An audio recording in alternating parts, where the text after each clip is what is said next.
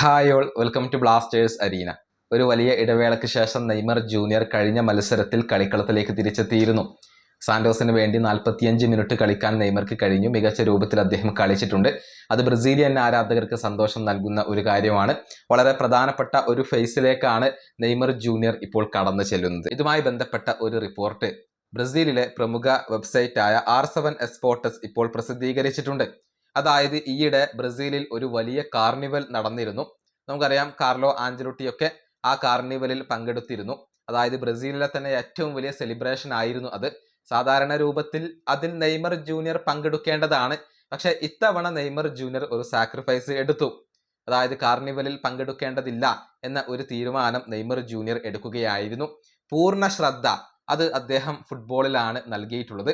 ഈ ഒരു അവസരത്തിൽ മറ്റു കാര്യങ്ങളിലേക്ക് പോകേണ്ടതില്ല എന്ന ഒരു തീരുമാനം നെയ്മർ ജൂനിയർ എടുത്തു. അതിന്റെ ഒരു ഉദാഹരണമാണ് ബ്രസീലിലെ ഈ പ്രശസ്തമായ കാർണിവലിൽ പങ്കെടുക്കാത്തത്.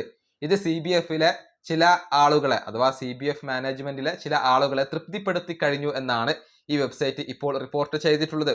അതായത് നെയ്മർ ജൂനിയർ നല്ല ഒരു പ്രൊഫഷണലിസം അവിടെ കാണിച്ചു.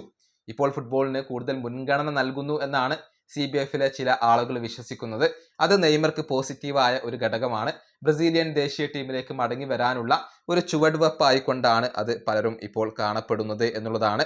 ഏതായാലും നെയ്മറുടെ പൂർണ്ണ ശ്രദ്ധ ഇപ്പോൾ ഫുട്ബോളിൽ മാത്രമാണ്. കാർലോ ആഞ്ചലോട്ടി അടുത്ത സ്ക്വാഡിനെ പ്രഖ്യാപിക്കാൻ ഇനി അധികം ദിവസങ്ങൾ ഒന്നുമില്ല. അതിനു മുൻപ് കുറച്ച് മത്സരങ്ങൾ മാത്രമാണ് നെയ്മറുടെ മുന്നിലുള്ളത്. ആ മത്സരങ്ങളിൽ മികച്ച പ്രകടനം നടത്തിക്കൊണ്ട് കാർലോ ആഞ്ചലോട്ടിയെ തൃപ്തിപ്പെടുത്തുക എന്ന ഒരു ലക്ഷ്യമാണ് നെയ്മർക്ക് ഇപ്പോൾ ഉള്ളത്. ഈ വീഡിയോ അവസാനിപ്പിക്കുന്നു. അടുത്തൊരു വീഡിയോ കൊണ്ട് കാണാം.